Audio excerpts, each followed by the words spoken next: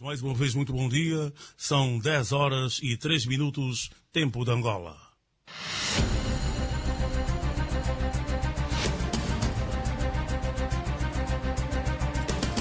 O Estado da Nação.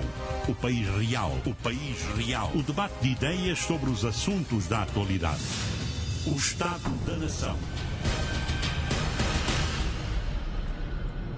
Amigas e amigos da 91.7, muito bom dia e sejam todos bem-vindos a mais uma edição do Estado da Nação. Hoje vamos estar com os trabalhadores. Nós somos trabalhadores, estamos atentos às preocupações e aos direitos e também aos deveres dos trabalhadores. Por esta razão, nós temos um programa inteiramente dedicado a questões que têm a ver com a cidadania de um modo geral, mas aos trabalhadores em particular. Afinal de contas, quais são os direitos e deveres dos trabalhadores, assim como as obrigações das entidades patronais durante a vigência de uma greve? Esta é a questão nuclear com a qual vamos iniciar o nosso programa de hoje. Mas vamos também, lá mais para a frente, tentar identificar as verdadeiras causas dos conflitos constantes, muitas vezes violentos, entre as autoridades, sobretudo a Polícia Nacional, e os cidadãos, que procuram exercer os seus direitos fundamentais com dignidade constitucional. Há questões que não querem calar. Quais são, afinal de contas, os limites legais ao exercício do direito à manifestação? E quais são os fundamentos do famoso artigo 333 do Código Penal, que prevê penas de até 3 anos de prisão para quem cometa crimes de ultraje ao Estado, aos seus símbolos e órgãos, entre os quais se destaca o Presidente da República. São questões que vão nortear o nosso debate, cujos convidados já aqui se encontram. Está entre nós o Presidente da Força Sindical, uma das 3 centrais sindicais do país, Cleófas Venâncio. Muito bom dia e bem-vindo à MFM. Ok, muito bom dia e bom dia a todos os radiovintes. É um prazer estar aqui nesta rádio e também estarmos neste debate tão vanglorioso, porque estamos a falar do que mais nos aflige, que é a situação do ser humano trabalhador.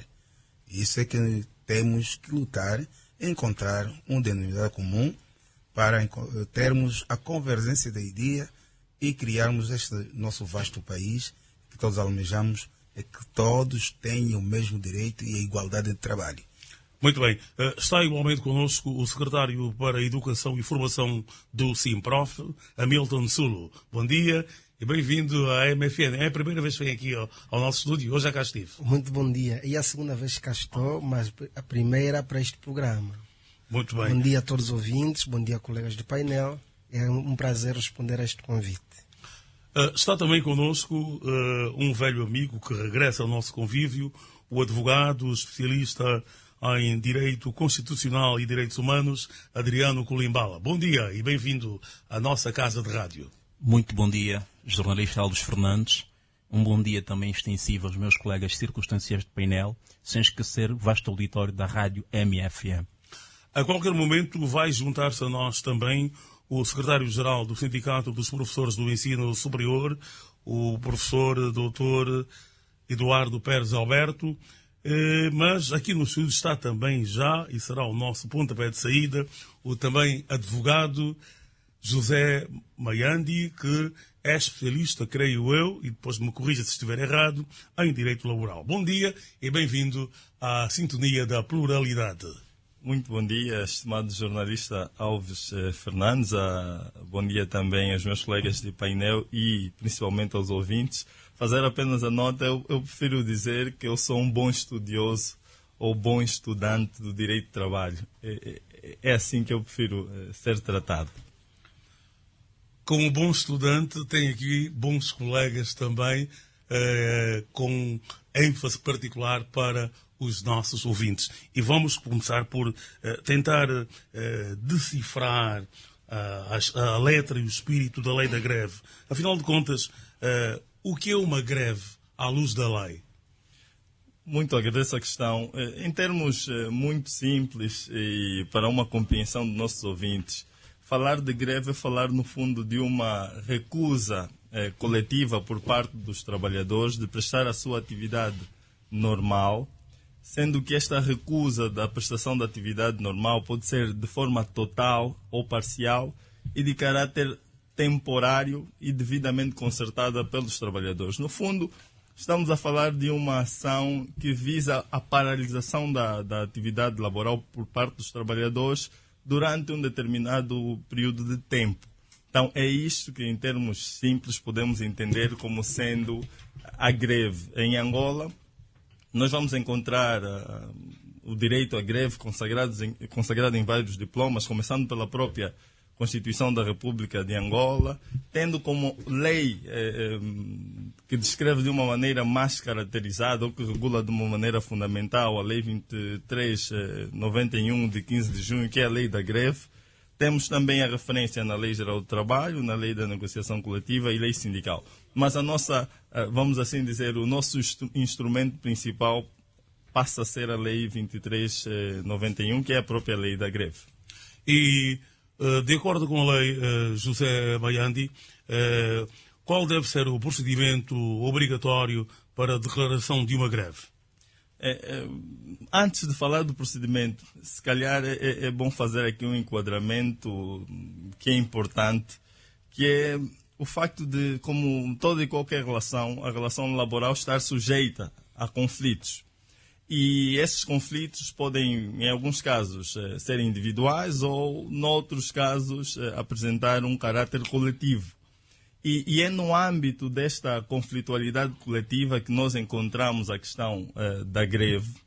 E também, apesar dela aparecer como um direito fundamental do trabalhador, ela deve ser exercida nos termos que a lei descreve. E é essa a razão do nosso debate. Quais são os critérios, os requisitos legais para a declaração de uma greve? Exato. A declaração de uma greve é o culminar de um processo negocial que não teve sucesso. Então, antes de ser declarada a greve, a lei impõe que os trabalhadores apresentem, no fundo, um caderno reivindicativo. No fundo, o que é isso? No fundo, apresentar as suas razões, quais são os problemas que eles enfrentam e por que eles entendem que aquelas situações devem ser resolvidas. Lembrando que podem ser razões financeiras, sociais ou meramente profissionais. Depois da apresentação desse caderno reivindicativo por escrito ao empregador, o empregador tem o prazo de 5 dias, o prazo mínimo de 5 dias, sendo que os trabalhadores podem conceder um prazo maior para responder por escrito também aos trabalhadores. Se esta resposta não for dada, os trabalhadores poderão declarar a greve, e já vamos falar do procedimento propriamente dito.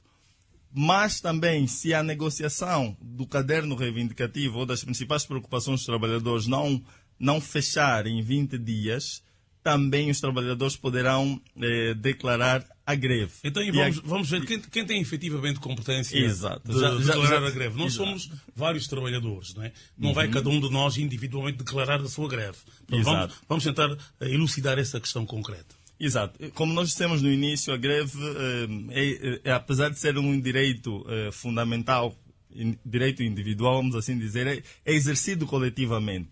E para efeitos de competências da declaração da greve, nós temos a referência às entidades sindicais, quando eventualmente estejam em causa dessas entidades, ou estamos a falar também da existência dos próprios trabalhadores, quando não estejam filiados a uma determinada organização sindical, eles terão a competência para declarar a greve nos termos em que a própria lei da greve estabelece. E aqui, fazendo referência ao artigo 10º da lei da greve, nós temos de ter pelo menos 20% dos trabalhadores abrangidos, reunidos, e desses 20% dos trabalhadores abrangidos, 2/3 têm a competência para declarar a greve, ou pela organização sindical ou por um coletivo de trabalhadores nesses moldes. Agora, vamos dizer que eles efetivamente já têm a pretensão de declarar a greve porque o processo de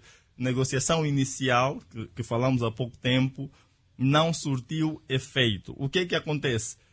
A lei estabelece a necessidade de comunicar a realização desta Assembleia à entidade empregadora. Ou seja, os trabalhadores deverão ou seja, com 24 horas de antecedência, comunicar à entidade empregadora que irão realizar uma Assembleia tendo como objetivo a realização de uma greve.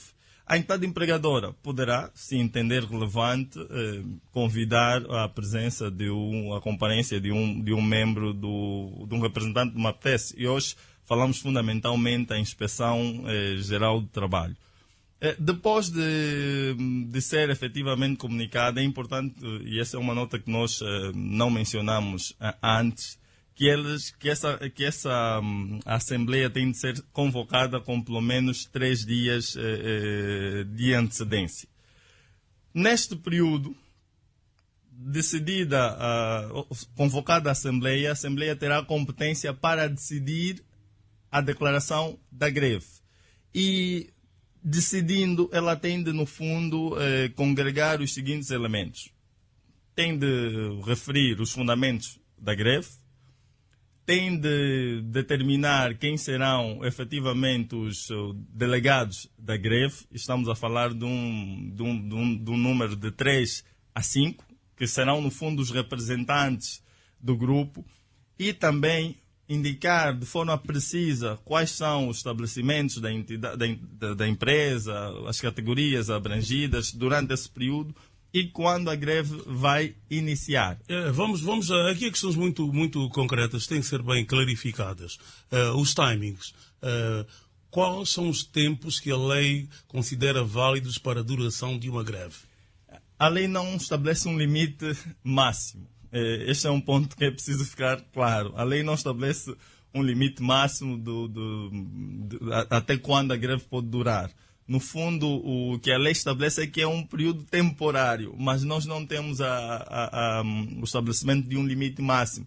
E aqui é como se... O que é que isto quer dizer? Quer dizer que a greve pode durar ad eterno e indefinidamente? Eu não diria a greve dos professores do ensino superior completou anteontem, quinta-feira, 2 meses, não é? 60 dias. E poderá prolongar-se por mais algum tempo. Isto está dentro do âmbito legal. Do ponto de vista legal, não temos nenhuma violação. Ou seja, a lei não estabelece um limite máximo de duração da greve. Agora, durante esse período, as partes não ficam de braços cruzados. No fundo, a lei coloca à disposição das partes um conjunto de mecanismos com o objetivo de conciliar os interesses. Agora, é preciso que as partes sentem e conversem, façam a negociação acontecer, no fundo. Mas a lei não estabelece esse limite máximo. O que se espera é que da entidade empregadora e também dos trabalhadores grevistas é que a linha de comunicação esteja aberta. E muitas vezes o que acontece é que, infelizmente, a comunicação não é das melhores. Vamos falar especificamente das obrigações da entidade empregadora. Exato. Quais são que a lei determina? Exato. Perguntou apenas da entidade empregadora, gostaria de falar de forma geral, mas... Perguntei apenas da entidade empregadora, primeiro. Sem problemas nenhum. Uma das obrigações que a entidade empregadora tem tem uma proibição de mudar os equipamentos e substituir os trabalhadores grevistas durante esse período. Ou seja, a entidade empregadora não pode, em função da greve que está instalada, dizer agora, ok, temos novos equipamentos a instalar, vamos agora alterar. Ou vamos contratar pessoal para substituir os grevistas. Exatamente. Isto é ilegal. Exatamente. Existe essa proibição legal. Temos as situações, e é preciso mencionar aqui, quando nós estamos a falar de uma situação em que envolva um interesse nacional justificado, ali o titular do Poder Executivo pode determinar a requisição civil, mas são casos específicos que a lei determina, como nós dissemos, existindo aqui o interesse nacional justificado e a título excepcional. É a referência que a própria lei faz. Então, a figura jurídica é requisição civil, que é, no fundo, a competência do titular do Poder Executivo. E aqui, no fundo, é importante dizer que há essa proibição. Porquê? Porque estamos a falar efetivamente de um direito legítimo dos trabalhadores E o objetivo que se pretende não é que os trabalhadores fiquem numa situação, vamos assim dizer, sensível com o facto de estarem a exercer o próprio direito. Ou seja, eu não posso, ao passo que eu vou exercer um direito, ao mesmo tempo, depois de retornar à minha atividade, está tudo mudado e até há ali a possibilidade do empregador, eventualmente, se eu não cumprir com as minhas atividades dentro daqueles novos equipamentos que ele trouxer, poder até despoletar algum tipo de despedimento disciplinar em função da minha inabilitação para executar uma determinada função. Então, há essa proibição por parte do empregador. Existe também uma outra. O empregador também está proibido de encerrar totalmente o estabelecimento, total ou parcialmente o estabelecimento em função da greve. Ele diz, ok, já que vocês estão em greve, agora eu fecho definitivamente a empresa até que vocês parem a greve. De acordo com a lei, não deve proceder assim? Não deve. E quanto à questão dos salários? É legítimo o empregador suspender total ou parcialmente os salários dos grevistas? Esta é daquelas questões que eu digo é das mais interessantes. Mas, do ponto de vista legal, a greve dá lugar à suspensão da relação laboral. E uma das consequências da suspensão da relação laboral é a suspensão dos direitos e obrigações das partes, na sua maior parte, ressalvando-se o respeito e a lealdade.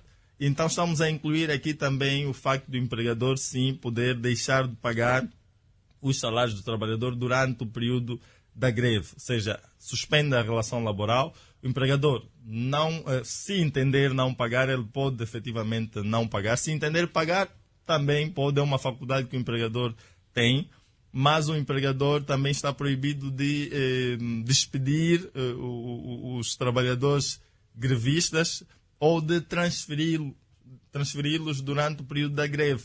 Então, há esse impedimento, sendo que no caso dos delegados da greve, eles têm essa proteção até um ano depois da greve. Vamos clarificar isso para que possamos entender melhor. Vamos lá. O empregador, de acordo com a lei, pode suspender os salários dos grevistas. Pode. Ou seja, é uma consequência natural do exercício de direito à greve em função da suspensão da relação laboral. E em relação ao que estava a dizer há instantes, exato. Delegado da greve. Exato. Este tem tratamento diferenciado? Tem, porque no fundo estamos a falar dos trabalhadores que, passo o termo, dão a cara, né? São aqueles que representam os demais durante esse processo da greve. E então a lei salvaguarda esses trabalhadores no sentido de primeiro, os grevistas como um todo não poderão ser transferidos ou despedidos durante o período da greve. Terminada a greve, os delegados têm uma proteção até um ano depois de terminada a greve. Mas o que isso quer dizer?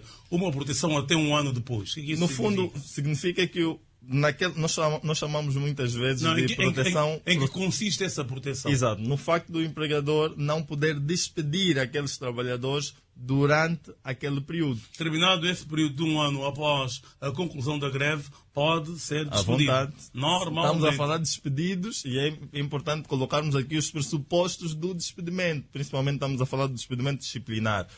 Se o trabalhador cometer uma infração efetiva, ele poderá ser despedido. E se cometer uma infração efetiva antes desse período de um ano, não pode ser despedido? Pode. No fundo, o que é que nós estamos a falar? É preciso extrair as razões da greve.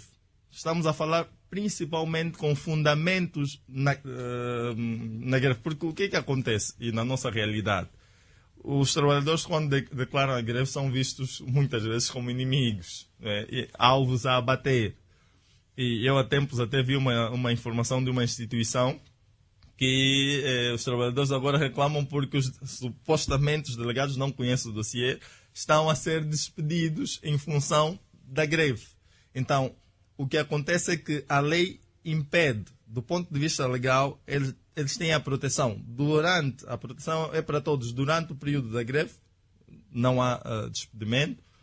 E até um ano depois da greve para os delegados. Estamos a falar razões ligadas à greve. E em relação às transferências, pode o trabalhador em greve, seja ou não delegado da greve, ser transferido? Não.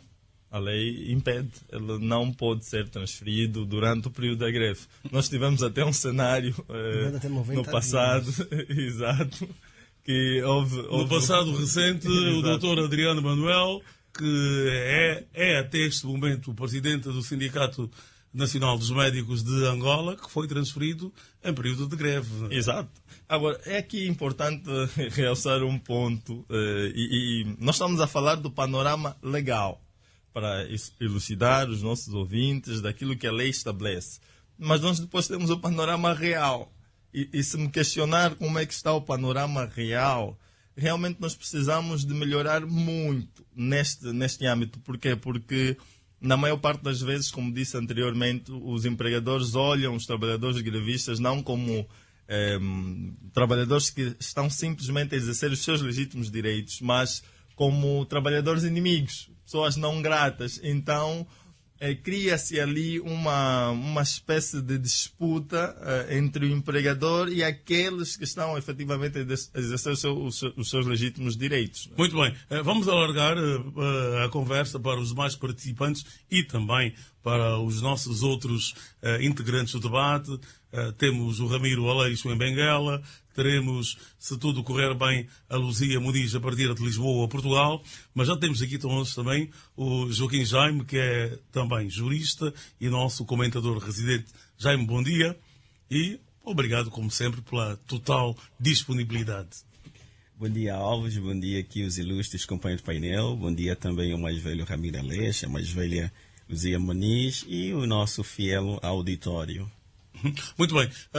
José Maiandi, para concluir esta parte introdutória, falamos até há instantes das obrigações das entidades patronais. Vamos também ver quais são os deveres dos trabalhadores em tempo de greve. Este é um aspecto que era mesmo muito importante também falar, porque senão os nossos ouvintes poderão ficar com a ideia de que apenas a entidade empregadora tem obrigações. Primeiro é o facto de... Isto não é bem um dever, mas é importante mencionar aqui, é um direito do trabalhador, mas muitas vezes é confundido. O trabalhador é livre de aderir ou não à greve. Ou seja, ele não está obrigado a aderir, é um direito, e aderindo ou não, ele não pode sofrer discriminações. Não é? E também é importante que o trabalhador tenha em mente que ele tem o dever de proteção e não acesso às instalações da entidade empregadora. Ou seja, proteção em que sentido? Durante o período da greve, os trabalhadores têm de estar organizados no sentido de protegerem as instalações do empregador e também questões de serviços de manutenção dos equipamentos. Existe essa obrigação dos trabalhadores durante esse período garantirem. A greve deve ocorrer fora das instalações da empresa e não dentro das instalações da empresa. Então os trabalhadores devem estar... O que é que isso quer dizer? Fora e não dentro? Exato. Vamos dar aqui um exemplo da própria MFM. Nós, neste momento, a MFM tem aqui o seu recinto. Se os trabalhadores estiverem em greve, eles têm de estar na parte externa do recinto da MFM e não aqui dentro do recinto. Não podem fazer a greve dentro. Agora, apenas os trabalhadores que continuarem a prestar a sua atividade, apenas os trabalhadores que estiverem a garantir esses serviços de proteção e de manutenção dos equipamentos da empresa durante o período de greve e os delegados têm este acesso às instalações da empresa. Os restantes devem permanecer fora. Os grevistas. Quem adere à greve não deve ter acesso às instalações do local de trabalho. Exato. Quem adere, mas é preciso fazer aqui uma especificação. Nós podemos ter trabalhadores que aderiram à greve, mas que foram escalados no âmbito desses serviços de manutenção. Por exemplo, ele, durante aquele período destinado à manutenção, por exemplo, de um equipamento, para que não se degrade, ele tem acesso. Depois de preencher, depois de fazer aquele trabalho, ele tem de sair. Ou seja, ele tem acesso naquele período, nos exatos termos. Naquele período concreto, para aquela atividade específica. Exatamente. Muito bem. Todos os outros têm de permanecer fora, no exterior das instalações. Exatamente. E também um outro dever dos trabalhadores, no fundo, e é muito importante dizer isso, eles têm de seguir o procedimento que a lei estabelece para declarar a greve. porque se não existir isso, nós estaremos no âmbito de uma greve ilícita e eles não terão essa proteção toda que a lei confere ao trabalhador grevista.